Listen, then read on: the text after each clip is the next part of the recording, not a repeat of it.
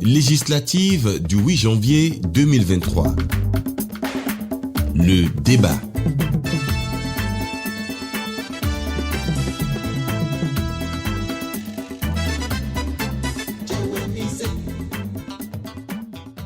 763 candidats pour seulement 109 sièges disponibles au Palais des gouverneurs à Porto Novo. La bataille s'annonce rude et pour tirer son épingle du jeu, il faut séduire l'électorat, convaincre par ses idées les valeurs du parti et surtout le programme de législature. La haute autorité de l'audiovisuel et de la communication vous donne l'occasion, chers candidats, de vous adresser aux populations où qu'elles se trouvent. Mesdames et messieurs, bonsoir et merci de nous rejoindre dans cette émission spéciale consacrée au débat entre les acteurs politiques donc des 7 formations en lice pour le scrutin du 8 janvier prochain. Et comme thème du deuxième numéro de la série, eh bien, il est retenu la sécurité et la défense dans un contexte international miné par des questions liées à l'insécurité et au terrorisme. Comment les partis politiques en lice appréhendent-ils cette problématique? Tour à tour, nous allons leur donner la parole pour décliner leur programme de législature sur le thème en débat. Je ne serai pas seul pour conduire cette émission. Avec moi, mon confrère de Canal 3 Bénin, Herman Agnamoso. Herman, bonsoir. Bonsoir Renaud Capo, bonsoir chers invités. Pour le débat de ce soir, nous avons en plateau le général Célestin Guidimé qui représente le parti Union Progressiste Le Renouveau. Bonsoir mon général, bienvenue sur ce plateau. Nous avons à côté de lui Dr Bonou Brice du parti UDBN. Bonsoir docteur. Bonsoir monsieur le journaliste, bonsoir chers téléspectateurs. Après vous, docteur Akintola Mohamed Awali du parti Force Codepo Méné Émergent. Bonsoir docteur, bienvenue bonsoir, également. Bonsoir chers téléspectateurs. Eugène Azetassou, on ne le présente plus, il est du parti Les Démocrates. Bonsoir. Bonsoir sur le plateau, bonsoir aux téléspectateurs. Gafarou Radji, il est représentant du parti MPL, Mouvement Populaire de Libération. Bonsoir à vous également. Bonsoir cher ami. Et puis nous avons docteur Edon Syriac du parti Bloc républicain. Bonsoir, docteur. Bonsoir, chers journalistes. Bonsoir, chers téléspectateurs. Et pour finir cette présentation, on finit avec Moël Benin, qui est représenté ici par Léon Joël Koboulé. Bonsoir, Léon. Bienvenue. Bonsoir, monsieur le journaliste. Merci.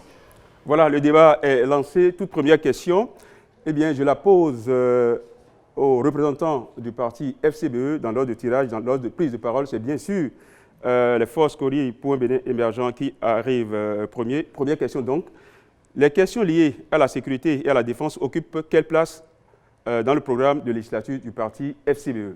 Merci monsieur le journaliste. Dans le programme de législature de notre parti, la question de sécurité et de défense du territoire national ont également une place de choix. Nous l'avons décliné lors de la formation de nos candidats pour l'Assemblée nationale, donc la 9e législature. Nous avons beaucoup apaisanti, on va le voir tout à l'heure peut-être dans les développements, sur le volet social, la prise en charge sociale et psychologique de nos agents des forces de l'ordre, autant ceux qui s'occupent de la sécurité intérieure que ceux qui s'occupent de la défense du pays au niveau de nos frontières. Nous avons également beaucoup parlé du volet équipement, du fait que le gouvernement et les décideurs doivent tailler une très grande importance à la question des accords en matière d'armement, en matière de sécurité, en matière de renforcement des capacités, avec qui nous les avons, avec qui nous devons nous permettre de les avoir et quelles sont les réelles intentions qui motivent ces accords-là. Est-ce que nous nous laissons encore attachés par les accords qui ont précédé notre ère et qui étaient beaucoup plus dans un rapport déséquilibré entre le colonisateur ou l'impérialiste ou le néocolon et nous en tant que puissance inférieure, ou alors dans le contexte actuel, nous devrions nous repositionner, renégocier ces accords-là. Et enfin, nous avons également beaucoup touché la collaboration entre les populations et les agents des forces de l'ordre et de défense. Voilà, de façon résumée, les aspects qui ont été touchés concernant la sécurité et la défense du territoire national dans notre programme de législature à la FCBE. Herman? Oui, on poursuit avec le parti Les Démocrates qui va nous dire également quelle est la place qu'occupe cette question liée à la défense et la sécurité dans le projet de législature. Bien, merci beaucoup. Dans la prochaine législature, nous avons estimé que la défense et la sécurité doivent avoir une place de choix Parce que sans la quiétude, sans bien régler ce problème au niveau de défense et de sécurité, on ne peut pas avoir de développement. Ce n'est pas possible. Par conséquent, nous avons effectivement insisté aussi sur les acteurs qui sont au front à ce niveau, qu'il faut effectivement bien entretenir pour qu'ils se donnent à fond.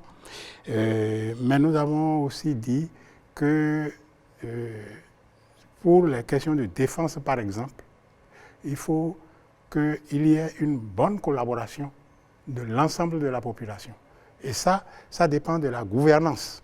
Parce qu'il faut que ceux qui attaquent notre pays retrouvent dans n'importe quel élément de la population un adversaire. Ne serait-ce que sur les questions d'information, les questions qui permettent de renseigner les différentes positions. Et par conséquent, c'est une bonne gouvernance en général qui milite pour une bonne défense et une bonne sécurité. Bon, nous avons pensé aussi qu'il faudrait une clarté, une bonne clarté des options prises par le pouvoir, l'exécutif notamment, dans les questions de défense et de sécurité. Parce que, par exemple, ça fait longtemps que les pays limitrophes subissent des attaques djihadistes, mais nous avons fait comme si nous n'étions pas concernés, tout simplement parce que le Parlement n'a pas joué son rôle. Pour nous, le Parlement doit jouer son rôle de contre-pouvoir à ce niveau-là précis et à d'autres, pour qu'il y ait une clarté dans les options qui sont prises pour les questions de défense et de sécurité. Le bloc républicain. Merci, monsieur le journaliste. Encore une fois, bonsoir, chers téléspectateurs. Je voudrais rappeler d'abord l'idéologie du bloc républicain. Le bloc républicain est un parti conservateur d'idéologie libérale. Et c'est important ce rappel parce que les libéraux placent la sécurité au cœur de leurs activités. Parce que sans sécurité, il ne peut y avoir de la promotion de l'investissement. Pour nous, les libéraux, c'est l'investissement privé qui pourrait au développement. Et donc, sans cette sécurité, on ne peut avoir cet investissement nécessaire pour accroître le développement des populations. Et ce qui fait que nous distinguons globalement deux types, quand nous regardons. Nous avons le grand banditisme et les problèmes de cohésion sociale qui peuvent conduire progressivement à la radicalisation, comme nous le voyons aujourd'hui. Et donc, face à ça, nous proposons deux grandes solutions. Pour ce qui est du grand banditisme, c'est une solution purement militaire, une solution purement sécuritaire. Et pour ce qui est des questions de cohésion sociale, des conflits interpersonnels qui peuvent conduire à la radicalisation, il est nécessaire de combiner la question sécuritaire et les questions de développement. Et donc, nous œuvrons dans ce sens-là dans notre programme. Si vous prenez les trois axes clairs du programme, qui est le renforcement d'abord du développement du Bénin, l'amélioration, le renforcement aussi de la résilience et enfin la consolidation de la cohésion sociale. Quand on prend tous ces trois axes, on voit que le développement, la cohésion sociale permet de nourrir le développement et améliore les conditions de vie des populations. Et donc les questions sécuritaires ne peuvent qu'être une question, ça fait partie de notre ADN, comme je l'ai dit au départ, à cause de notre idéologie et de notre mouvement qui est un mouvement vraiment basé sur une idéologie bien définie. Merci. On va écouter Moël Béné sur la question. Je vous remercie, monsieur le journaliste. Nous partons d'abord d'un constat. Comment notre gouvernement, depuis quelques années, a pu faire face à ces défis de sécurité ou de défense. Je crois qu'il faut être honnête, avoir également le regard sur d'autres pays et reconnaître que notre pays, que notre gouvernement, qui a à sa tête le président Patrice Talon, a fait un travail méthodique, a fait un travail important pour limiter, je dis bien, les risques en matière terroriste. Malheureusement, en matière de sécurité, il n'y a pas de risque zéro. On a subi quelques attaques ces derniers mois. C'est la preuve que nous devons reconsidérer notre approche sur cette question. Alors, le projet de législature de Moël Béné, c'est « Osons l'inclusion pour un Bénin inclusif ». Vous savez, que ce soit les attaques terroristes ou le grand banditisme, ce qui fait le lit pour l'avancée de ces phénomènes, c'est la pauvreté. Ce qui fait le lit pour ces phénomènes, c'est l'exclusion sociale. Comment faire en sorte que nos compatriotes, où qu'ils soient sur le territoire national, soient inclus dans notre processus de développement? C'est notre challenge. La lutte contre le terrorisme ou bien une bonne sécurité n'est pas seulement une question militaire ou une question d'équipement.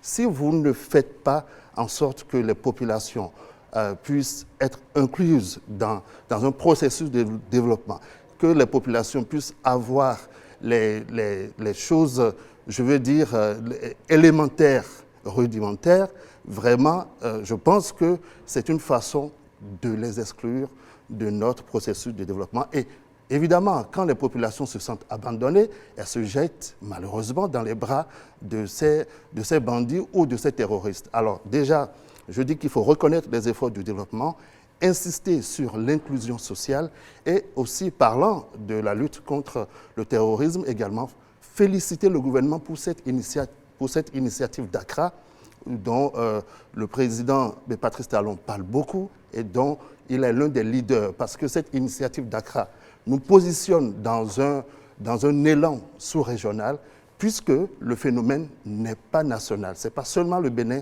qui est aujourd'hui attaqué. Et donc, nous avons le devoir, si nous sommes à l'Assemblée nationale, de favoriser vraiment l'inclusion, la participation du Bénin dans cet élan sous-régional. Parlant de sécurité de police ou bien des réformes intervenues dans ces secteurs, tout le monde, y compris l'opposition, peut reconnaître que les réformes au niveau de la police, tout ce qui est formation, équipement, tout ceci a participé franchement à une modernisation de notre sécurité, surtout en milieu urbain. Mais comme je le disais, le Bénin ne se limite pas aux villes, il faut penser vraiment aux populations qui sont dans des zones rurales pour qu'elles ne soient pas la périphérie du développement social. Merci. Union progressiste, le renouveau, la parole est à vous. Merci, monsieur le journaliste. Merci et bonsoir, chers téléspectateurs. Les questions de défense et de sécurité occupent une place centrale dans le projet de législature du parti UP Le Renouveau. Parce que, en fait, nous sommes partis du postulat qu'il n'y a pas de développement sans sécurité ni paix et que les lourds investissements qui sont consentis aujourd'hui doivent être protégés pour pouvoir porter leurs résultats. Dans notre projet de législature, nous soutenons les réformes engagées au plan de la sécurité et de la défense et nous allons travailler à les améliorer en mettant toujours l'homme au centre de toutes ces réformes-là.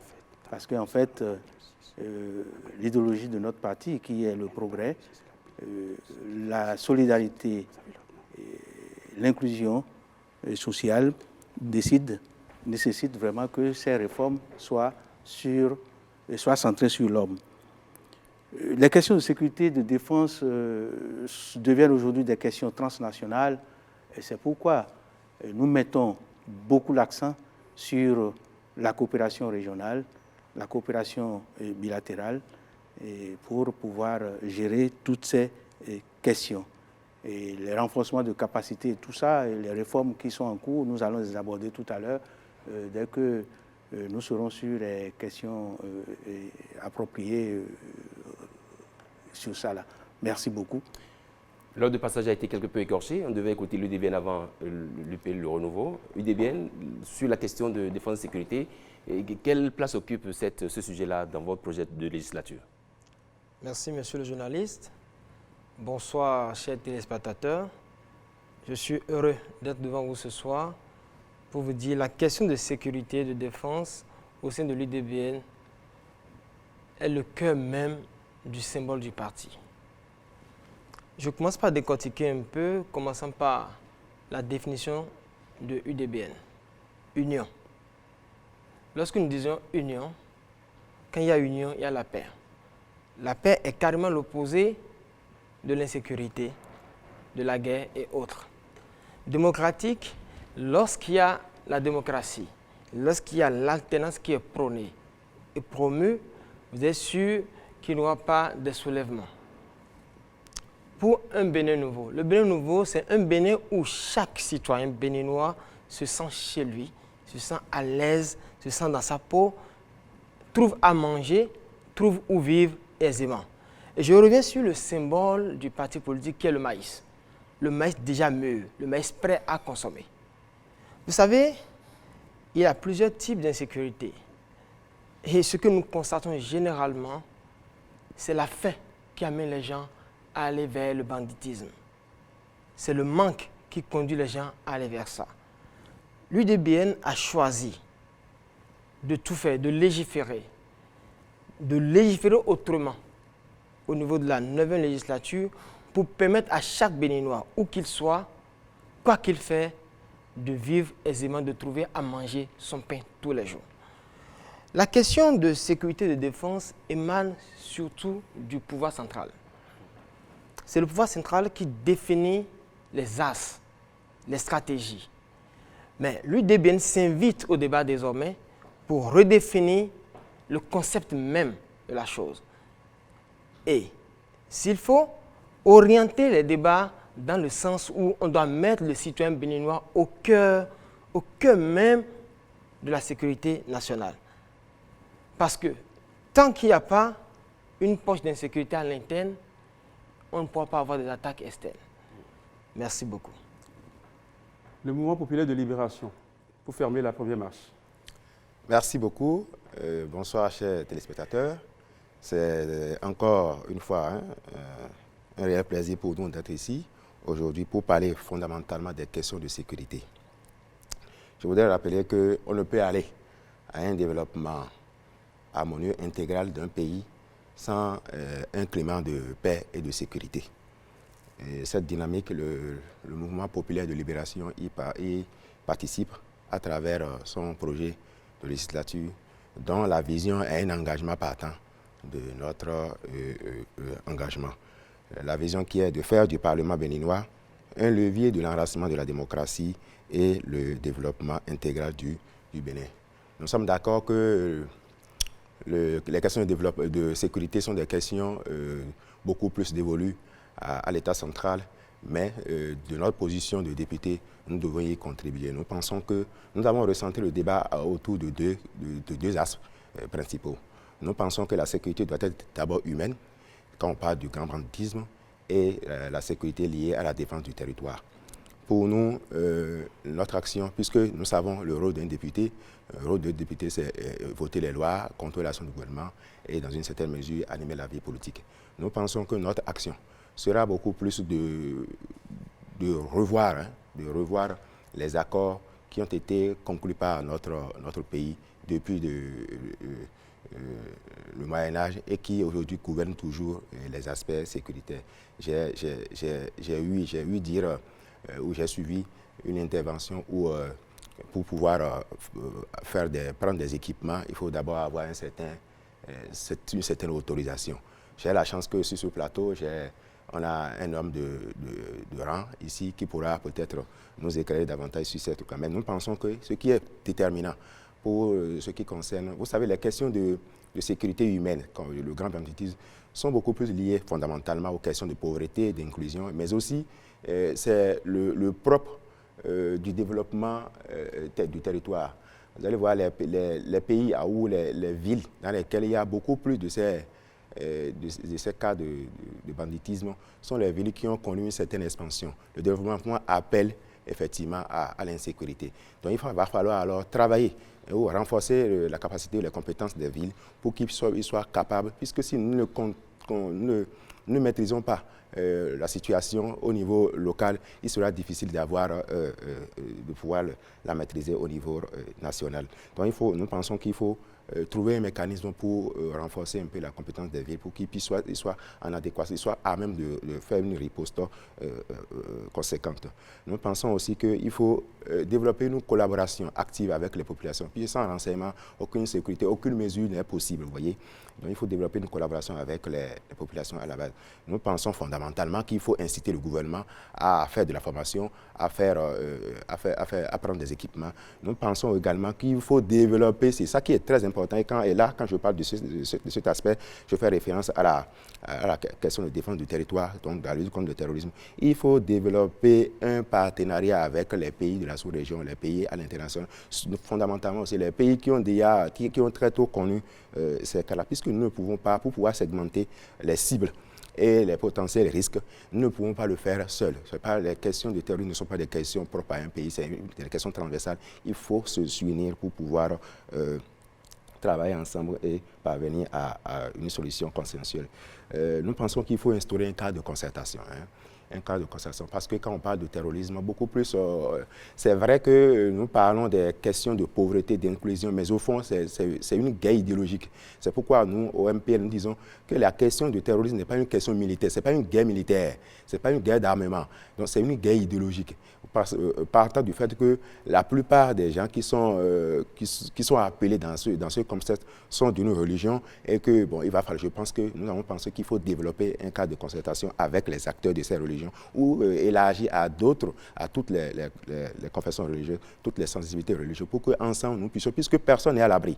Le terroriste, quand il va dans un milieu pour aller détruire, il ne calcule généralement pas qui est qui, il fait ce qu'il a à faire. Et nous pensons en mettant en place ces mécanismes, je rappelle que notre rôle n'est pas de nous mettre en action. Notre rôle est de donner les directives, de donner les moyens au gouvernement, puisque le député ne construit pas de puits. Donc, nous ne pouvons pas aller acheter d'armement. Donc, c'est mettre les mécanismes en place et fondamentalement encadrer ça. Et puis, il y a un aspect qui nous tient beaucoup particulièrement à cœur, c'est l'aspect de la motivation. Vous savez, on envoie des forces de l'ordre aller défendre le pays, la nation, et leur situation n'est pas si reluisante. Nous avons pensé qu'il faut un statut spécial pour ceux qui sont appelés pour aller faire ce combat-là, parce que par ailleurs, ils vivent véritablement, quand ils vont à ces missions, ils sont très heureux et avec le cœur à joie pour pouvoir aller défendre le pays. Donc il faut trouver un mécanisme.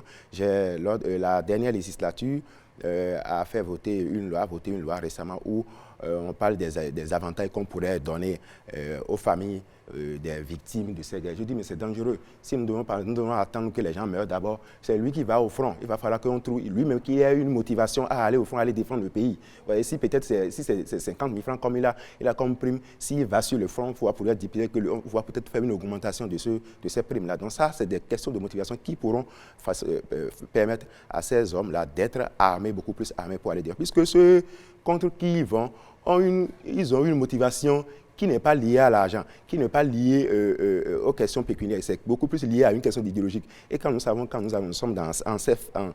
en face de ces questions, c'est très compliqué de faire une lutte acharnée. Donc voilà un peu ce que nous pensons que nous pouvons faire, tout en insistant que nous ne pouvons pas faire ce combat sans les pays de la sous-région et à l'international. Voilà, une deuxième question qui appelle vos réactions. Nous allons commencer par le parti FCBE. Vous le savez, le domaine de la sécurité et de la défense a été marqué au Bénin par des réformes. Exemple, la police républicaine, dont la création a nécessité le vote d'une loi au Parlement. Allons-nous dans la bonne direction avec cette réforme, le parti FCBE? Merci beaucoup, monsieur le journaliste. La question ne se pose en réalité pas dans est-ce que cette réforme elle est bonne ou pas, mais la question est beaucoup plus comment est-ce que cette réforme-là est menée et quels sont les impacts que nous avons sur le terrain en analysant. Nous sommes déjà là. Il faut d'abord remarquer que la fusion de l'ancienne gendarmerie et de la police pour donner un seul corps que nous avons appelé la police républicaine a soulevé quand même beaucoup de remous. pas surtout au niveau de la population, parce que la population elle est majoritairement assez ignorante des vrais enjeux, mais au sein même de cette corporation. Lorsque vous questionnez nos frères qui sont, et nos sœurs bien sûr, qui sont dans cette corporation qu'est la police républicaine, les frustrations ne manquent pas. Un ancien gendarme, un ancien policier, nous avons fait implémenter cette réforme-là pendant des années, mais jusqu'à aujourd'hui, le mariage n'est pas encore vraiment bien scellé. Et c'est déjà ça, lorsqu'à l'intérieur, des gens qui doivent se battre coude à coude, doivent s'entraider, doivent se protéger mutuellement, ne s'entendent pas déjà ou ne se voient pas réellement comme des frères de sang, permettez que je le dise, au lieu de parler frères d'armes. Je pense que quel que soit ce que vous faites, il va toujours manquer de l'efficacité ou de l'efficience. Ça, c'est déjà une chose. La réforme, elle est là et cette corporation est confrontée sur le terrain à la question de la sécurité intérieure. Certains intervenants en ont parlé tout à l'heure. Oui, vous savez, pour régler un problème, ils sont là pour sécuriser la population. Pour régler ce problème de sécurité, il faut d'abord remonter aux causes même de ce problème-là, la pauvreté. Mais la pauvreté sous quelle forme? En fait, nous nous retrouvons actuellement dans un contexte où après presque 2 mandatures de gestion du pouvoir en place, on se retrouve à remarquer, à constater de plus en plus un grand gap entre les riches qui deviennent de plus en plus riches, donc une petite portion de la population, bien positionnée si vous voulez, et les pauvres qui s'appauvrissent de jour en jour. Et naturellement, cela provoque ou instaure un climat de frustration. Et lorsque les gens ont faim, comme on le dit, on ne contrôle pas toujours ce qu'on fait et cela ne relève plus réellement de l'éthique. Donc, il faudrait travailler déjà à réduire ce gap-là. La deuxième chose également, c'est la question de l'éducation. Vous savez, nous en sommes arrivés à un moment où on préconisait le fait d'enfermer des écoles, où on est censé éduquer, former, et on préconisait la création ou l'ouverture d'autres prisons. On part donc du constat que nos prisons sont déjà bondées. Au lieu de former, on veut plutôt créer là où on va les recueillir lorsqu'ils seront dératés. La question de la rééducation dans les prisons. Beaucoup de prisonniers ou d'ex-détenus aujourd'hui font tout pour repartir là-bas. Les expressions sont courantes. Enfant, je retourne dans la grande maison. L'une des raisons, c'est que je suis sorti, je n'ai pas de prise en charge, je n'ai pas de suivi, je n'ai rien à manger, alors qu'au moins, là-bas, je mange aux frais du prince. Donc, il vaut mieux pour moi être incarcéré, mais au moins trouver la pitance quotidienne, que d'être dehors et de me débattre dans tous les sens. Lorsqu'ils sont là, il faudrait que nous puissions travailler à... c'est un centre de rééducation. Et lorsque nous remettons ces détenus-là en liberté, nous devons avoir de meilleurs citoyens, puisqu'ils sont allés là-bas pour qu'on corrige ce qui n'a pas marché dans le processus et qui a fait qu'ils se sont retrouvés là-bas. Leur prise en charge dans beaucoup de pays, et cela ne demande pas quand même grand moyen. Ce que nous dépensons pour les maintenir là-bas peut être dépensé pour prendre en charge, pour orienter, pour, comment on appelle, guider vers l'emploi, former et ainsi de suite, mettre des psychologues, comment on appelle, à contribution. Je pense qu'on devrait, pour résoudre ce problème-là et faciliter donc la tâche aux agents de la police républicaine pour que leur travail puisse quand même être un travail réussi au profit de la population, on devrait toucher ces axes-là, la question de l'emploi des jeunes. La preuve du fait que ça continue toujours d'avoir des grains dans les dents, c'est que, des grains de sable dans les dents, c'est que je demande s'il y a un mois qui passe sans que la police, la direction générale de la police ne lance un communiqué pour dire tel ou tel agent ont déserté. Tel ou tel, ils ne sont pas morts, ils ont déserté, ils ont fui. Alors, ils ne se sentent plus à l'aise, ils ont disparu. Vous voyez, donc la question devrait être prise par ce bout-là. Et je pense que s'il est fait ainsi, on pourrait peut-être sentir mieux le bon, l'efficacité, l'efficience de cette réforme que nous sommes en train d'implémenter depuis quelques années. Merci. Oui, il faut rappeler aux candidats qu'ils ont, aux représentants des partis politiques, qu'ils ont en même temps de parole, 3 questions ou 4 pour 11 minutes environ. On va écouter les démocrates sur la question, ce domaine-là, qui est marqué par la réforme au niveau de la police républicaine. Est-ce que nous sommes sur la très bonne voie ou sur la bonne voie? Merci beaucoup. Que nous soyons, à partir de ces réformes, on peut faire le constat que l'application des réformes a conduit à beaucoup de grogne au niveau de la police. Il y a beaucoup de plaintes. Il y a, comme l'a dit mon prédécesseur, des désertions. Ce n'est pas possible que dans un pays où l'emploi est comme il est, quelqu'un qui a un emploi comme ça déserte. Ça veut dire qu'il y a un problème. Mais le problème qu'il y a, c'est que moi je trouve que la 8e législature n'a pas joué son rôle, notamment à ce niveau-là. Parce que les questions de sécurité sont des questions importantes. Les questions d'emploi sont des questions importantes. Mais on n'a jamais entendu des interpellations au niveau du gouvernement pour dire mais qu'est-ce qui se passe? C'est ça qui doit nous permettre d'éclaircir. La mise en œuvre de la réforme, c'est comme pratiquement toutes les réformes qui sont mises en œuvre maintenant, les aspects participatifs qui conduisent à une bonne réforme, à ce qu'il y ait une adhésion des acteurs à la réforme pour faire marcher les réformes, ces aspects participatifs ne sont pas nécessairement bien pris en compte. Et parfois ne sont pas pris en compte du tout. Et on met en œuvre une réforme, et puis ça, c'est K1, KA, et l'institution qui doit jouer le rôle de contre-pouvoir. Le rôle de contre-pouvoir, ça ne signifie pas du tout que c'est pour enquiquiner, non, mais c'est pour permettre de clarifier, comme je l'ai dit tout à l'heure, de clarifier les enjeux, de clarifier les différents axes et de faire en sorte que les choses se comprennent mieux et que les perspectives soient plus claires. Or, l'institution n'a pas joué ce rôle. Donc, on ne peut pas dire que cette réforme a marché. Cette réforme n'a pas marché. Elle gagnerait à être reprise, à être rediscutée, à être redimensionnée pour qu'on puisse avoir effectivement à ce niveau-là des acteurs qui s'impliquent et qui donnent d'eux-mêmes. Ça a manqué, à mon avis, au niveau de cette réforme, au niveau de la police. Et bon, je ne peux pas dire que c'est une réussite. Voilà, merci. Le bloc républicain est sur la même question. Merci beaucoup. Avant de répondre à la question, je voudrais clarifier, en tant que parti quand même de la mouvance, clarifier certains propos que j'ai entendus ici. Il faut éviter, quand on s'adresse à sa population, de la marginaliser ou de la sous-estimer. Dire que la population est ignorante, je ne crois pas qu'elle est ignorante. La grande majorité de la population comprend très bien et le peuple béninois est vraiment en veille et arrive à suivre aujourd'hui. On voit d'ailleurs la pression du contrôle citoyen qui a été marqué depuis 2016 avec les réseaux sociaux. Les populations sont en information, ils ont l'information, même si certaines informations sont déformées, mais ils arrivent quand même à suivre et elle est loin d'être ignorante.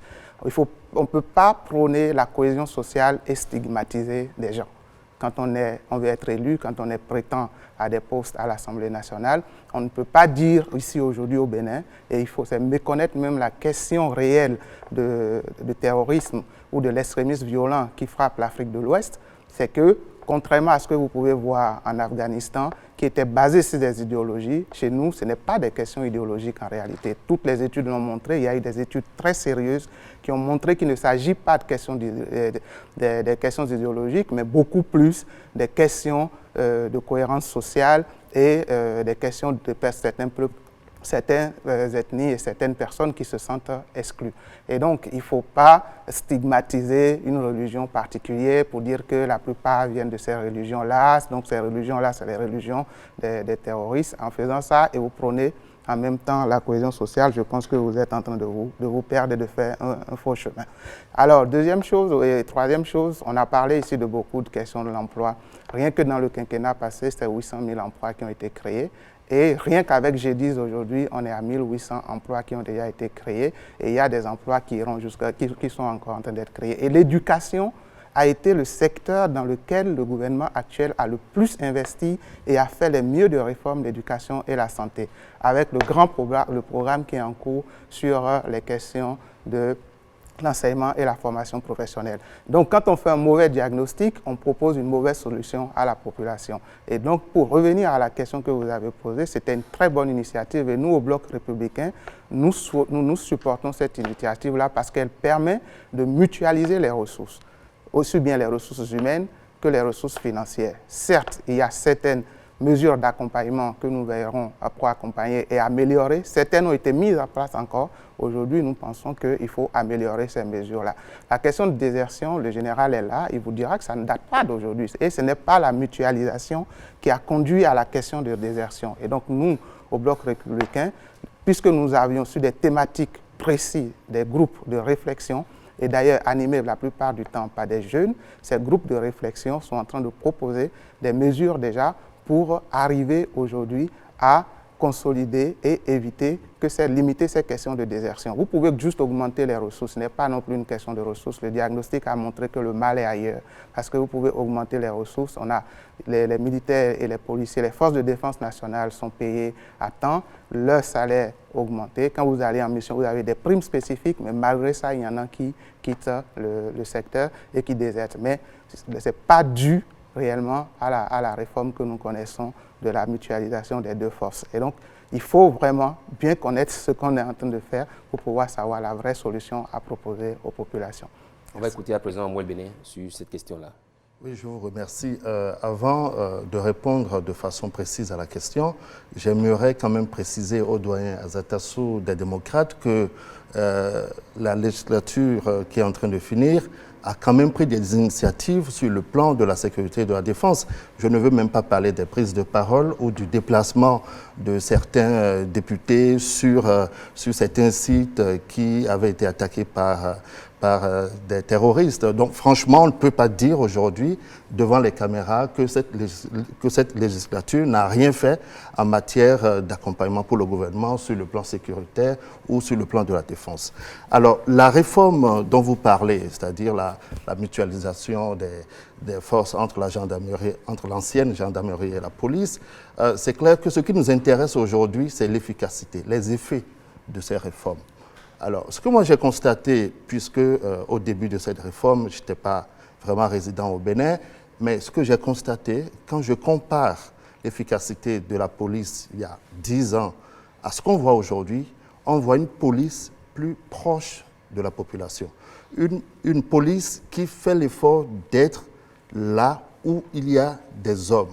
On voit une police qui fait l'effort d'être dans les rues secondaires la nuit. On voit une police qui dialogue avec les populations. On voit une police qui comprend que la population a besoin d'elle. Alors, on ne peut justement conclure que cette réforme a eu des effets positifs.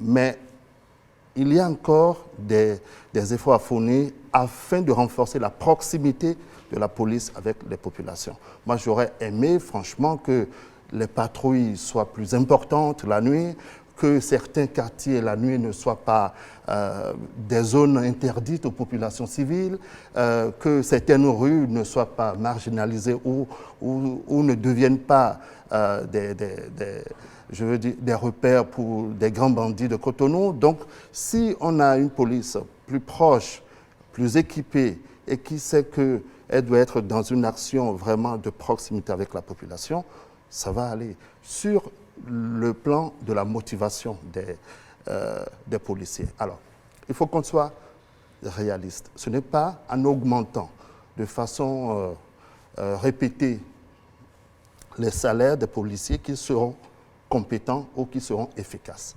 Il faut d'abord les former. Et sur ce plan, on a vu qu'il y a beaucoup d'efforts qui sont fournis. Mais il faut aller plus loin. Comment moderniser aujourd'hui l'action de la police, son intervention. Et je crois que c'est sur ces questions de modernisation, même de l'outil, des outils de travail des policiers que la question doit être prise. Sinon, nous allons penser que c'est parce que les policiers ne sont pas bien payés qu'ils désertent. Non, il y a peut-être d'autres raisons que nous, civils, nous ne pouvons pas savoir. Il y a peut-être des raisons internes, des raisons liées à la hiérarchie ou bien des raisons liées simplement à la gestion des ressources humaines dans la police. Donc, je voudrais franchement qu'on puisse s'appesantir sur le besoin de formation de nos policiers formation renouvelée, sur la nécessité de renforcer la stratégie de proximité, parce que la nuit, si le citoyen ne peut plus aller faire les 100 pas le soir avant d'aller se coucher, parce qu'il craint qu'à 50 mètres de son portail, on va l'agresser, il y a problème.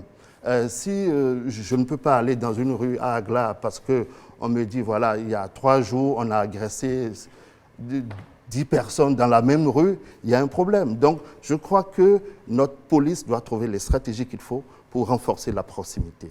Renforcer la proximité et faire en sorte que les policiers soient équipés. Sinon, on va beau les recruter, à main nue, ils ne pourront pas grand-chose.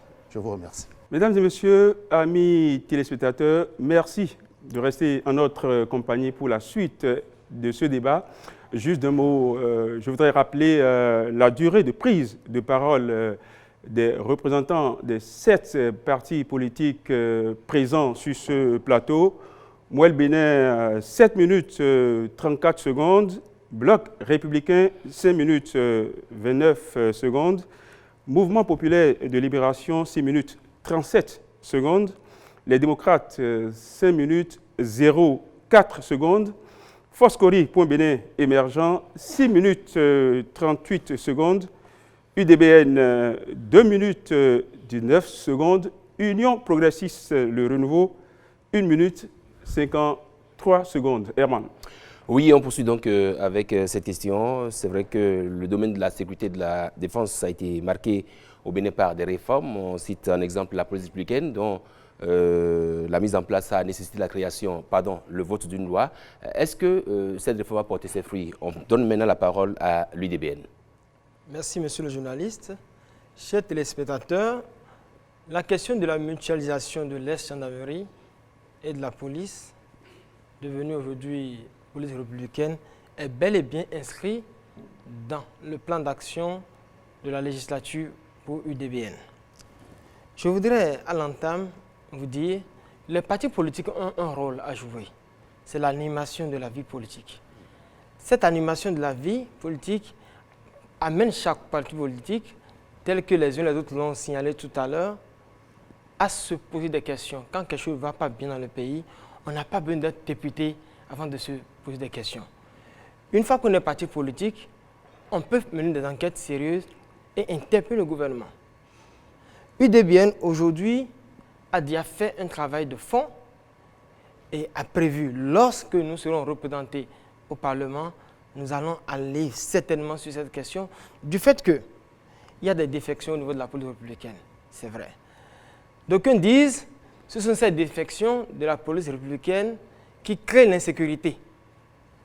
Parfois, on l'a appris que lors des braquages, on a trouvé des anciens policiers, des policiers à la retraite, des militaires à la retraite, etc. Mais la réforme en elle-même, l'UDBN a trouvé que c'est une très bonne réforme. Parce qu'aujourd'hui, nous savons que la police est beaucoup plus proche de la population. Nous sentons que la police ne fait plus peur à la population. Nous sentons que la police vient en aide à la population. Nous sentons que la police s'intéresse réellement à la sécurité des biens des personnes. Mais du fait qu'il y a quelques soucis, souffrons que toute réforme a des couacs. En tant que parti politique, l'UDBN sait et l'a déjà inscrit dans son agenda qu'une fois au Parlement, nous allons interpeller le gouvernement sur certains points. À savoir, demander comment le traitement des policiers républicains se fait. Qu'est-ce qui pose problème? Mener des enquêtes de fond pour savoir quel est le réel problème. Parce que les informations que nous avons de ça et là ne sont pas toujours vérifiées. Aujourd'hui, les Béninois se sont scotchés sur les réseaux sociaux et n'utilisent que les informations des réseaux sociaux. Nous savons qu'il y a beaucoup de désinformation. L'UDBN, en tant que parti politique, et surtout parti des jeunes et des femmes, a décidé d'aller au fond de la question. Et nous l'avons inscrit dans notre agenda et nous le ferons. Donc, en ce qui concerne la mutualisation de la gendarmerie et de la police, nous ne trouvons aucun problème à ça, mais cette réforme est à améliorer. Merci, monsieur le journaliste. Union progressiste le renouveau, sur le même sujet. Merci. Merci de me donner l'occasion de me prononcer sur cette question. D'abord, pour faire quelques mises au point. J'ai entendu tout à l'heure des choses qui ne reflètent pas exactement la réalité. Tout d'abord, je ne suis pas un homme du rang, je suis un officier général, donc il y a des choses qu'il faut améliorer. Cela veut dire que la culture sécuritaire au niveau de nos partis politiques peut poser problème. Les questions de motivation, je vais réagir. Les questions de motivation, en fait, je ne sais pas si les propos que les camarades ont tenus, je ne sais pas s'ils les ont documentés. Mais si c'est sur des rumeurs, j'aimerais bien les inviter à aller se pouvoir. Relativement à la prise en charge des ayants droit des militaires policiers décédés au champ d'honneur, je crois que c'est la première fois dans notre pays qu'une réforme comme ça a été menée et les ayants droit sont entièrement pris en charge. C'est la première fois. C'est des choses qu'il faut corriger. Je félicite les camarades qui ont bien compris la quintessence de la réforme et au sein de toute corporation, il y a toujours des frustrations. Il y a toujours des frustrations. Et la police républicaine, c'est 5 ans. C'est 5 ans. Donc, c'est trop peu pour qu'on dise que la réforme a pris, la réforme n'a pas pris, la réforme est... Mais c'est un état final que nous sommes en train de rechercher qui va prendre du temps. Si vous prenez la Belgique aujourd'hui, qui a commencé avant nous depuis 1998, ils sont encore en train d'avoir des problèmes de gestion des ressources humaines. Et toute réforme appelle de la résistance au changement. Donc tout ce que vous entendez là, dans les réseaux sociaux, les propos, c'est des nostalgiques et qui procèdent vraiment de la résistance au changement. Et c'est des questions qu'il faut traiter dans la gestion des ressources humaines. Est-ce que, la question que je vais poser aujourd'hui à nos populations, est-ce que la sécurité n'est pas mieux assurée aujourd'hui que dans la période de 2005 et 2016? Oui. Et beaucoup de camarades l'ont signifié tout à l'heure. J'ai le privilège d'avoir assisté à toutes les réformes que nous avons engagées, pas en tant que peut-être observateur et en tant qu'acteur. Je continue de dire que s'il y a une réforme à soutenir aujourd'hui et qui nous concerne tous, s'il y a une réforme à améliorer, c'est la réforme concernant la force unique de sécurité intérieure que nous appelons la police républicaine. La police est plus proche des populations aujourd'hui. Les désertions, mais il y en a partout.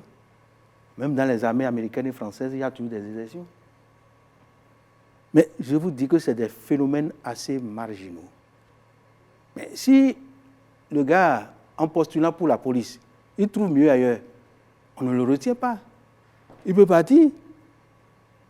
Et je ne sais pas si vous avez le nombre exact de policiers qui sont partis. Je ne sais pas s'ils atteignent 20. Et sur les 12 000 que nous continuons aujourd'hui, mais c'est un épiphénomène, c'est très marginal. Il faut chercher à comprendre. Et si vous avez des difficultés, posez la question aux acteurs, aux porte-parole de la police nationale, de la police républicaine et autres personnes qualifiées, pour qu'on vous indique. Mais si vous voulez vous baser sur les rumeurs, si vous voulez vous scotcher aux réseaux sociaux, vous ne pouvez pas aller à l'Assemblée avec ça. Merci. La fusion. La fusion, c'est un bel exemple. Un exemple à poursuivre.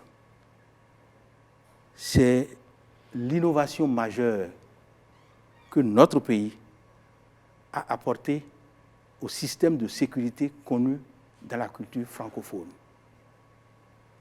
Et en France, que par héritage colonial nous copions tous, mais ils ont reversé aujourd'hui la gendarmerie au ministère de l'Intérieur depuis 2009. Et il est fortement question de créer une force, disons, une force unique régalienne de sécurité. Et cela veut dire que nous n'avons pas mal choisi en fusionnant la police et la gendarmerie.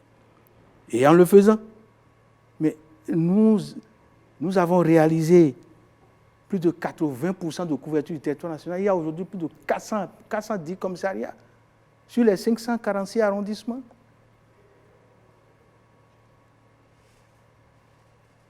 Le sentiment d'insécurité a diminué. Et du point de vue de la circulation sur les corridors, de la liberté de passage sur les corridors, nous avons été classés premiers de la CEDEAO.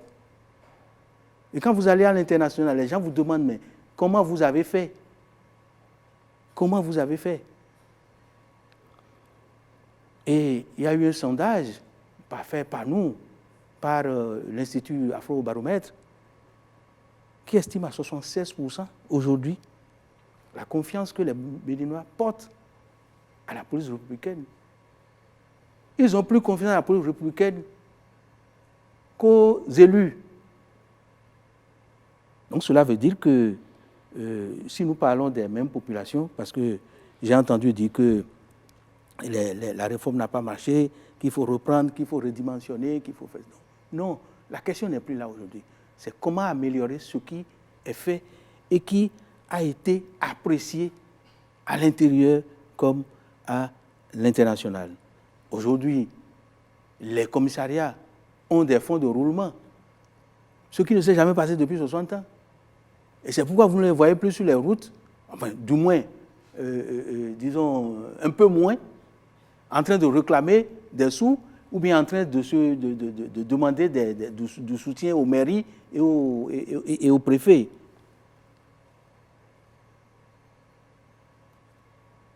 Il faut en améliorer aujourd'hui l'efficacité, la légitimité, et j'insiste sur ça. La légitimité, c'est quand une police se fait obéir sans forcer. Je crois qu'il faut aller vers là. La légitimité de notre police et la proximité spatiale, on l'a déjà réalisé avec le maillage qui est en cours. Il y a aussi la proximité comportementale et que la police inspire confiance aux populations au lieu de leur inspirer la peur. De faire en sorte que tout ce qui est kaki, tout ce qui est bleu marine, tout ce qui est militaire ne soit plus étranger à nos populations. C'est dans cette confiance, parce que c'est la confiance qui entraîne la collaboration. On ne travaille qu'avec celui en qui on a confiance. Et aujourd'hui, le travail de la police républicaine tend vers là. Et quand vous lisez bien les justificatifs annoncés par le gouvernement pour créer la police républicaine, j'ai entendu mutualiser, non, c'est la fusion. Ce n'est pas la mutualisation, c'est la fusion. Cela veut dire que progressivement, les deux forces feront une seule force. Et la police républicaine, comme je le dis, c'est l'état final recherché. Une seule force de sécurité intérieure. Aujourd'hui, nous avons, comme je le dis souvent, un seul guichet de sécurité intérieure. Les populations n'ont plus à choisir entre la police et la gendarmerie comme ça se faisait avant. On a un seul interlocuteur aujourd'hui. C'est un avantage pour les populations.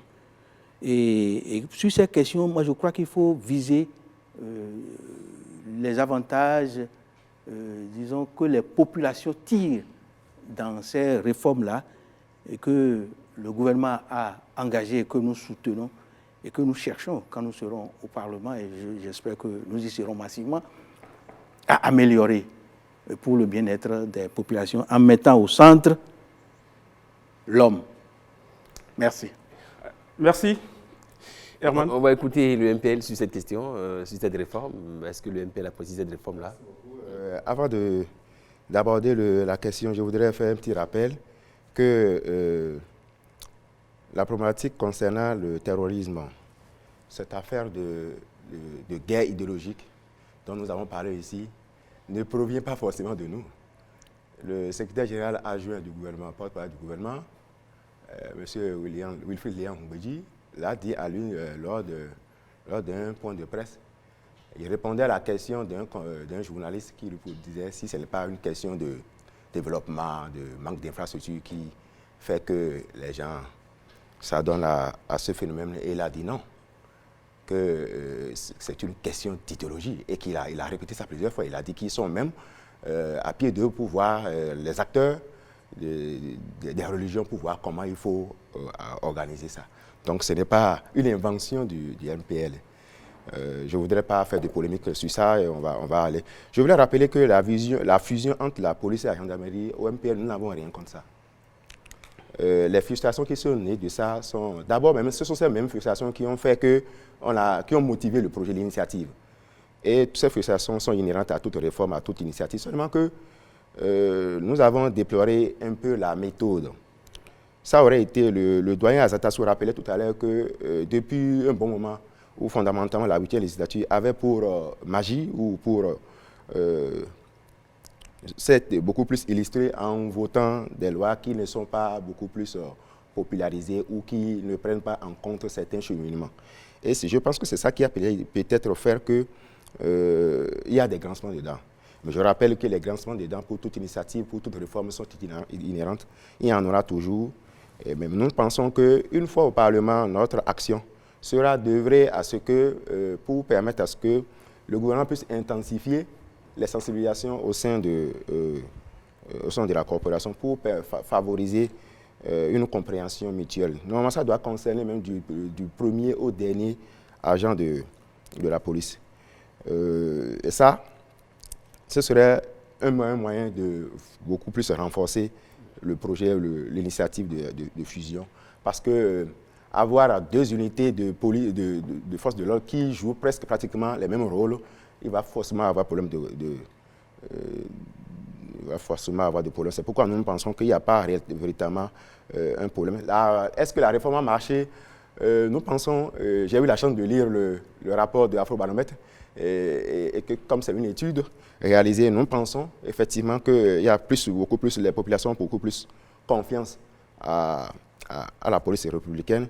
Et nous avons même testé certains dispositifs, notamment la police scientifique, et qui nous a montré que vraiment, véritablement, il y a du bon qui se fait. Mais nous pensons qu'il faut renforcer tout ce qui se fait, faire en sorte que d'ici, la police républicaine n'a que 5 ans, d'ici 10 ans, nous puissions balayer un peu de revers de main tous les grincements des dents, toutes les irrégularités qui ont été constatées. Merci. Voilà, une troisième question sur laquelle vous êtes appelés à réagir, chers invités. Vous le savez, la lutte contre le terrorisme, c'est un sujet de grande actualité. Nous commençons par le parti FCBE. Que préconise le parti FCBE pour enrayer le phénomène? Merci beaucoup. Je vais revenir tout à l'heure sur certains propos que j'ai entendus par-ci et par-là qui m'interpellent et qu'il faut que je clarifie. Mais répondant d'abord à votre question, je dirais que le programme de législature de la Force Cori pour un Bénin émergent préconise d'abord un contact ou alors une identification de ces poches de terrorisme-là. Les zones qui ont été touchées, qui sont susceptibles d'être touchées, c'est déjà ça. Et identifier quelles sont les causes endogènes qui pourraient faciliter la pénétration de ces agents terroristes-là au Bénin. C'est déjà la première des choses à faire et endiguer ces causes-là. On commencera déjà par là. Il y a la question de l'équipement. Le gouvernement fait des efforts, mais vous savez, lorsque nous allons armer, alors qu'il faut préconiser l'information, le renseignement, afin de limiter le nombre d'hommes que nous perdons, nous préférons beaucoup plus pencher pour investir dans le renseignement, dans l'information, afin de pouvoir limiter plutôt que d'aller combattre. Et que combattre de façon physique ou envoyer nos hommes au front ne soit que le dernier recours, en fait, lorsque nous n'avons pas pu endiguer déjà à la naissance du phénomène. C'est déjà ça. Nous l'avons déjà cité, on ne va pas revenir dessus. Vous savez, lorsque les populations sont marginalisées, lorsque les jeunes n'ont pas d'emploi, qu'ils sont beaucoup plus pénétrables, qui sont beaucoup plus susceptibles à accepter de ces genres d'offres-là. Et aussi mettre à contribution, bien sûr, les confessions religieuses, parce que ce sont elles qui forgent beaucoup plus l'esprit et l'âme. Et lorsque le travail il est bien fait, et que ce qui est dit, ce qui est appris est bon, sur le plan éthique, on ne va pas assister à ces genres de glissements-là. Et aussi encourager nos agents de défense. Comme l'a dit le doyen Azetassou tout à l'heure, c'est-à-dire, je crois bien que c'est lui ou mon compatriote du MPL, ce n'est pas une question de lorsqu'il mourra, on prendra en charge sa famille. Ce n'est pas motivant en fait. Ce n'est pas motivant. on prendra en charge sa famille ou ses enfants. C'est déjà là qu'il faut le motiver. Il faudrait travailler sur la fierté de défendre son pays. Il faudrait travailler sur ce sens de patriotisme-là. C'est la question, c'est la réponse que j'ai à donner. Mais je reviens cependant sur un propos de mon compatriote du BR tout à l'heure. Je pense que mon frère a mésinterprété mon propos lorsque je parlais d'ignorant. Tout à l'heure, pour prendre juste un exemple, hein, vous avez traité l'officier d'homme de rang. Vous voyez, ce sont de ces genres de méprises-là. C'est pas comme si vous n'étiez pas intellectuel ou savant. Mais bon, c'est arrivé comme ça. Vous ignorez peut-être qu'un homme de rang est peut-être différent d'un général. Je ne sais pas trop. Même moi, je ne le sais pas. Même moi, je suis ignorant de la question. Donc, ce qu'il essayait de dire, quand je parlais d'ignorant pour la population, ce n'était pas péjoratif. C'était juste pour dire que même nous, intellectuels, ignorons la teneur de certaines lois qui sont votées. Vous voyez, dans l'implémentation, on ne sait pas réellement quels sont les détails. On les perd souvent de vue. C'est ce que j'appelais en fait, comment on appelle, la population est majoritairement ignorante d'eux. On ne sait pas réellement qu'est-ce que ça a donné, qu'est-ce qu'ils ont dit, puisqu'on n'a pas publié. Et les réseaux sociaux ne sont pas, comme l'a dit le général, les vraies sources d'information.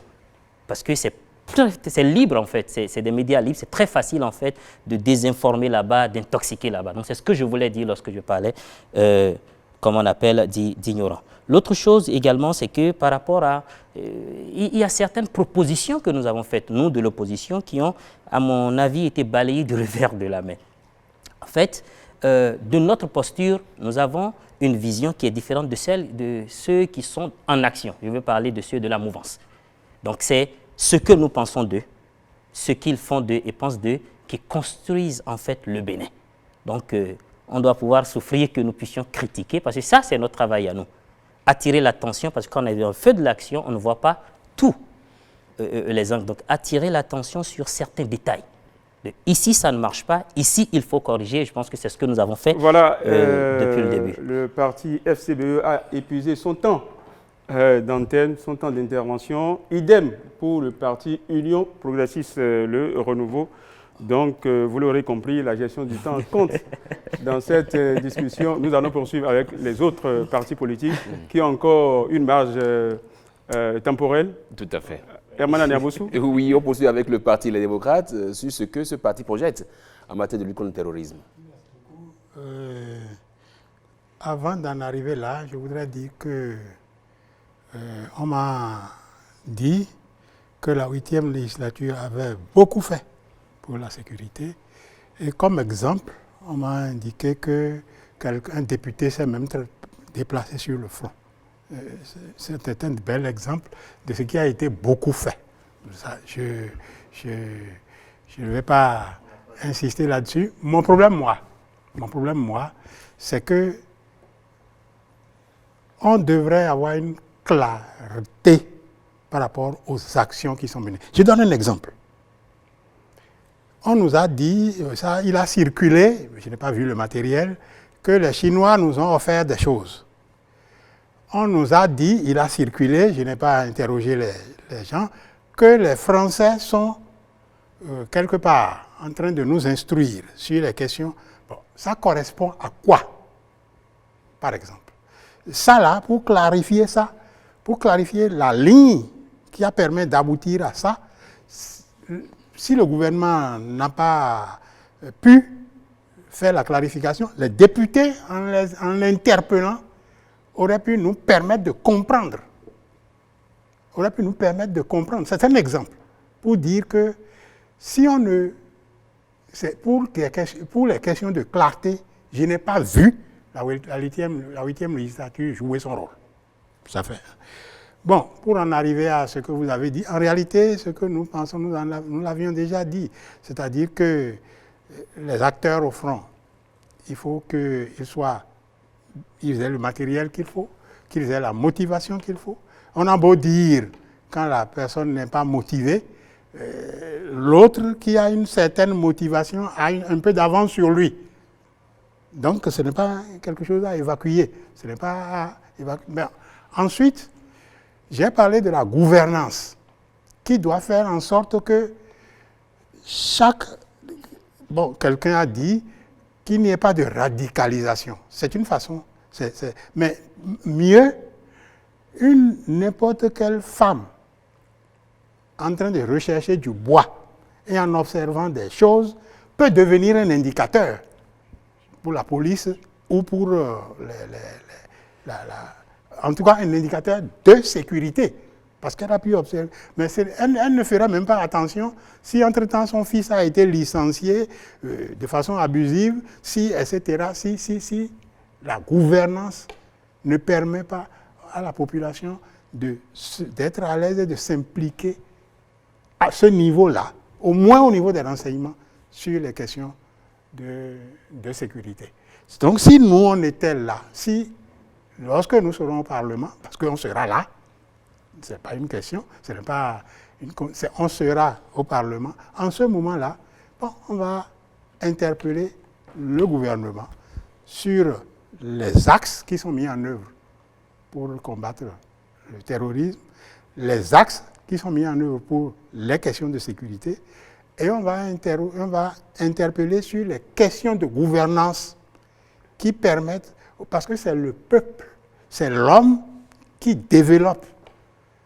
On ne casse pas l'homme pour développer.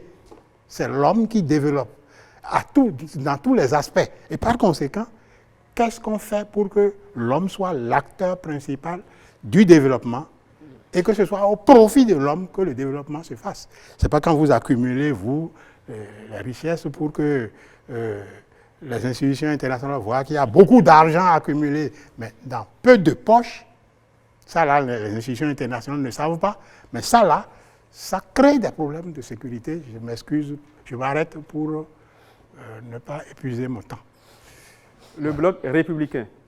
Merci beaucoup, monsieur le journaliste. Moi, je pense que la question de gouvernance, le Bénin est salué de par tout le monde sur sa gestion de la gouvernance, et pas plus tard qu'au sommet États-Unis-Afrique. Et on se souvient d'ailleurs que lors de sa prise de mandat, au deuxième mandat, le président de la République a placé la gouvernance au cœur de son mandat, et comme une nouvelle devise. Et ça, c'est appliqué déjà au niveau du groupe républicain. Le SGN, il a toujours veillé à ce que nous ne fassions rien au hasard et que nous nous dotons des tests et même de stratégie, une stratégie pour le parti et d'un programme bien précis pour les législatives en cours. Donc je pense que la question de gouvernance ne se pose pas trop. Elle doit être améliorée encore, il y a encore des efforts, mais on est déjà à fond sur cette question-là. On a parlé de la loi qui a été votée pour les victimes, des forces de l'ordre qui seraient victimes.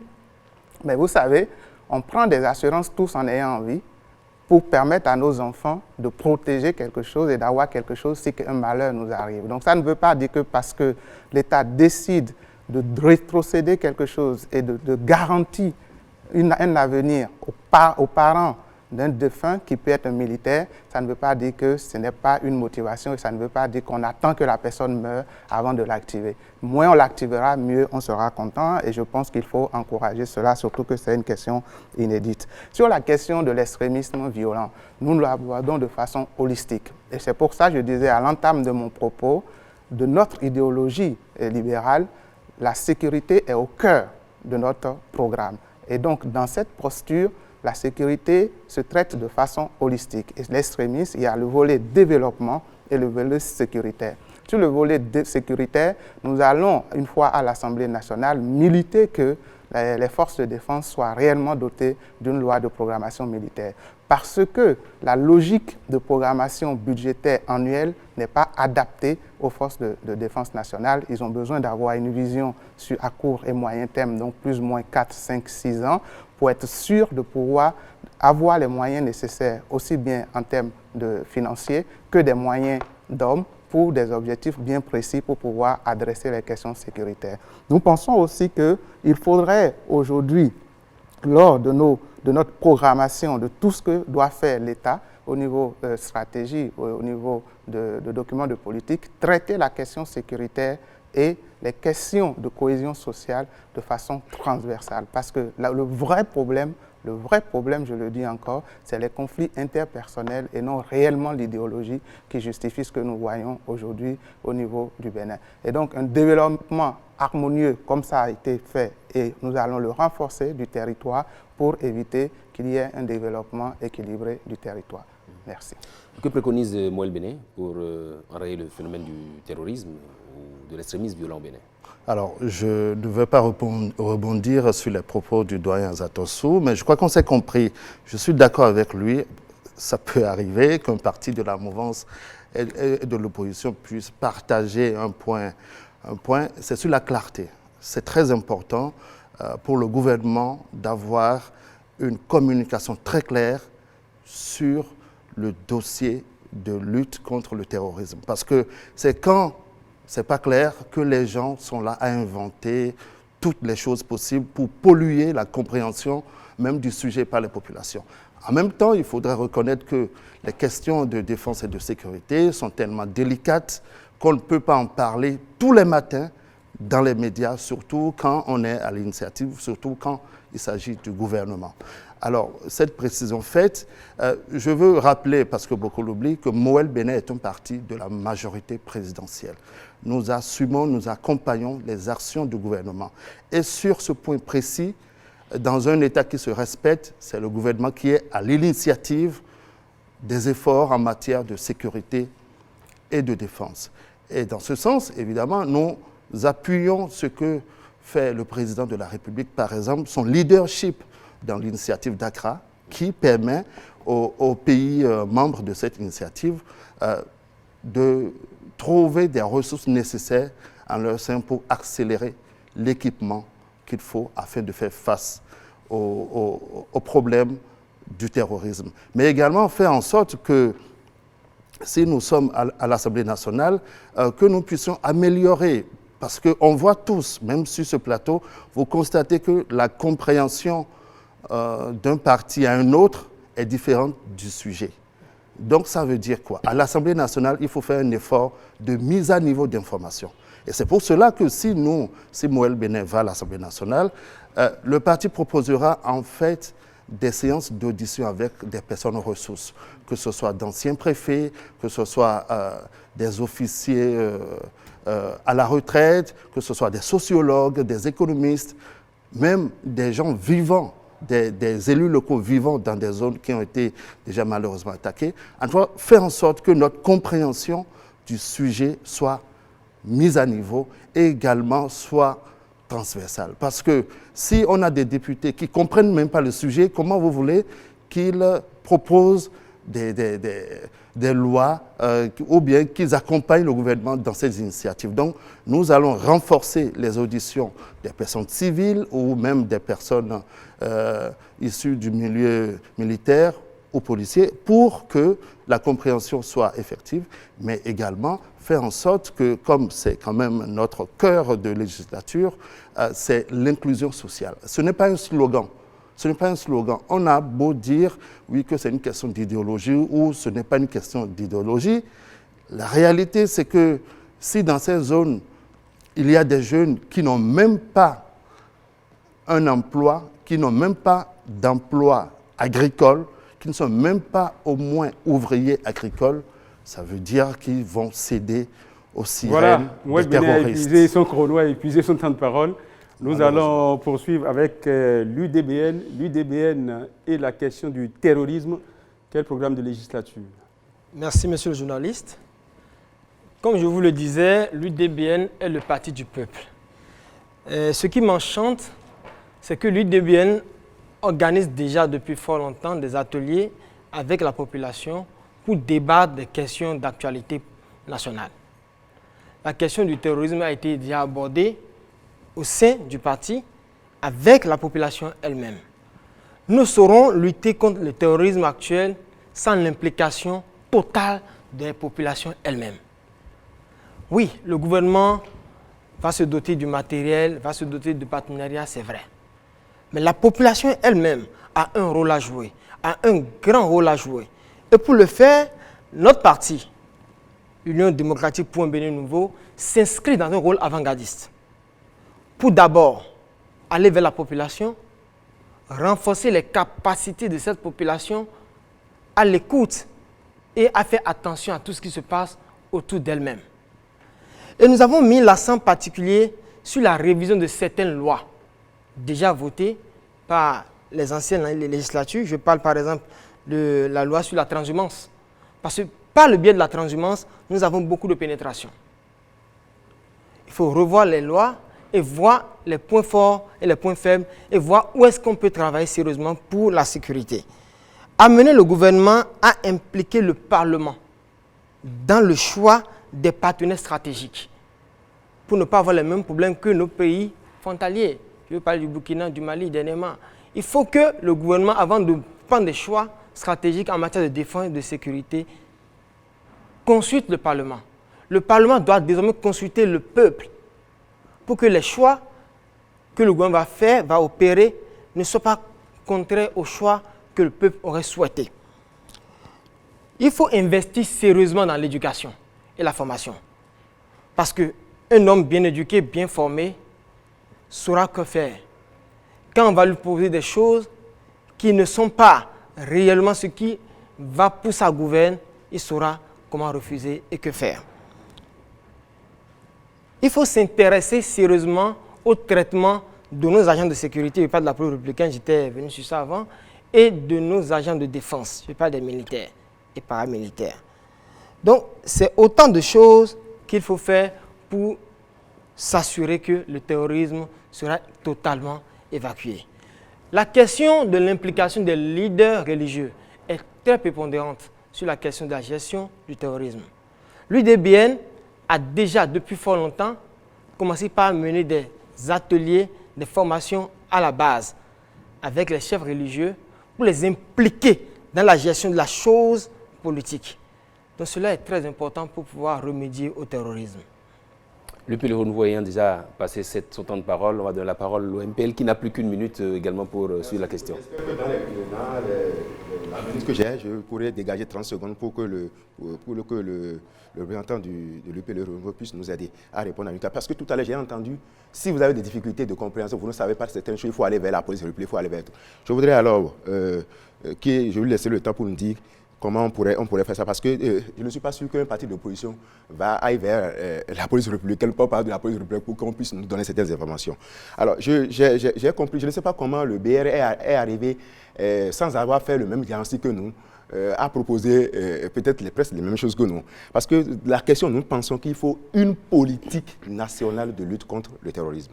Et cette politique, c'est une politique qui doit pouvoir prendre en compte la programmation de l'intervention des actions des forces de défense béninoises.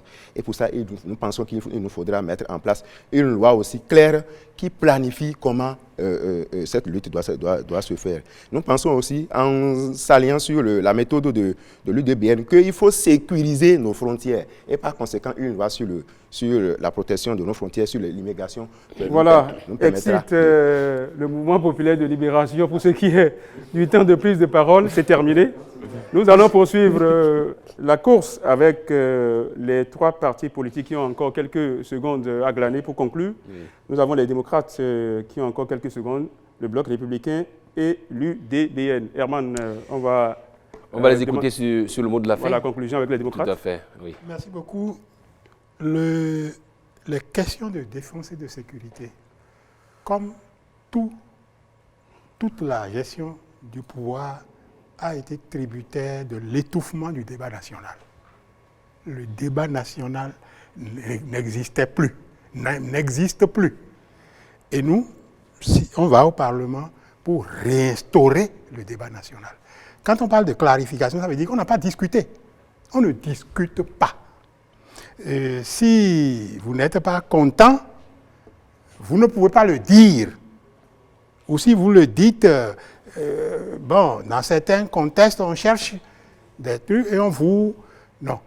L'étouffement des libertés, l'étouffement du débat national, ça dérange dans tous les aspects de la gouvernance, surtout dans les questions de défense et de sécurité. Il faut absolument... C'est vrai que ce n'est pas des questions qu'on va discuter tous les jours. En public, il y a certainement des problèmes de stratégie. Mais enfin, il y a une orientation nationale qu'on doit adopter, que la nation doit adopter et dans laquelle doivent s'insérer les différentes stratégies. Et ça n'a pas eu lieu. Ça n'a pas lieu et c'est ça qui a été la cause, en réalité, problèmes que nous avons vécus. J'espère que les auditeurs nous suivent, que la population nous suive et qu'il faut réinstaurer le débat national. Nous, on va au Parlement réinstaurer, vous l'avez dit, Merci le Parti beaucoup. des démocrates a fait passer son message. Il y a eu le temps qu'il faut pour le faire. Herman, on va continuer. Nous avons 2 minutes 30 pour le bloc républicain. On va l'écouter sur la question, sur le mot de la fin. Merci beaucoup. Je dirais au doyen qu'il vient de faire le débat. Donc, je ne vois pas quel débat il veut restaurer encore, puisqu'il est là aujourd'hui, on est en train de débattre. Et à mon ami du MPL, il y a une stratégie nationale de lutte contre l'extrémisme violence qui existe, la radicalisation et l'extrémisme violence. Donc, en fait, je pense que vous aviez certains besoins d'information et pour pouvoir proposer le bon diagnostic. Et nous, on travaille depuis longtemps pour que toutes les initiatives qui existent, parce que l'ABJF agit au long des frontières, la police agit sur tout le territoire national en termes de sécurité interne et la défense nationale aussi est là. Et on veut que toutes ces initiatives fassent une initiative intégrée qui vont avoir une feuille de route claire avec les développements qu'il faut à côté. Donc nous disons simplement que nous sommes encore ici, bien évidemment, pour une élection législative. Donc nous ne serons pas, ce n'est pas une élection pour l'exécutif. Et donc c'est le contrôle de l'action gouvernementale et faire voter des lois qui vont impacter et changer la vie des Béninois. La vision Alafia 2025 arrive à échéance. Le Bénin va entamer une nouvelle vision qui va passer d'une concertation nationale et la question sécuritaire, le Bloc républicain verra à ce que la question sécuritaire soit prise dedans pour que les Béninois se projettent et ça va être notre vision commune et nous voterons cela par une loi ou voire un référendum pour que cela soit imposé à tout le gouvernement qui passera parce que ça va être la vision commune des Béninois. Pour finir, je dirais que l'action de contrôle gouvernemental ira et la gouvernance sera au cœur et la sécurité aussi sera au cœur de l'action du BR lors de ces élections et lors de son mandat au Parlement. Je vous remercie. Voilà. Dernier parti politique à disposer de quelques secondes pour conclure, l'UDBN. Merci, monsieur le journaliste. Chers téléspectateurs, vous, Béninois, qui nous écoutez, je voudrais nous rappeler que l'UDBN, qui est votre parti, qui est là pour défendre vos intérêts, nos intérêts, a ses portes ouvertes tous les jours que Dieu fait pour accueillir vos doléances. L'UDBN a décidé d'être le parti du peuple et être aux côtés du peuple. Nous n'allons pas au Parlement pour faire notre volonté. Nous allons au Parlement pour faire la volonté du peuple. Nos bureaux ne sont pas ouverts qu'en période de campagne. Nos bureaux ne sont pas ouverts qu'en période électorale. Nos bureaux sont ouverts tous les jours, tous les ans.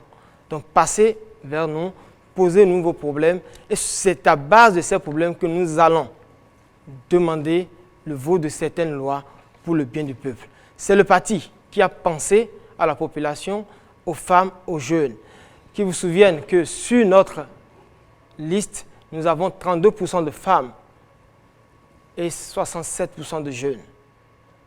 Donc, sachez que vous avez le parti qui répond au mieux à vos attentes. Merci beaucoup et bonne soirée. Voilà, chers invités, merci. Merci d'avoir porté la voix des partis politiques en lice pour le scrutin du 8 janvier prochain. Herman, c'est fini? Tout est bien qui finit bien. C'est fini pour le deuxième numéro donc, de cette série. Florilège de réaction au niveau des partis politiques sur l'épineuse question de la défense et de la sécurité. Vous les avez suivis, amis téléspectateurs de bout en bout. C'est à vous d'apprécier, de mettre dans la balance ces différents programmes de législature dans vos choix. C'est le 8 janvier prochain. Merci de nous avoir suivis. À très vite. Législative du 8 janvier 2023. Le débat.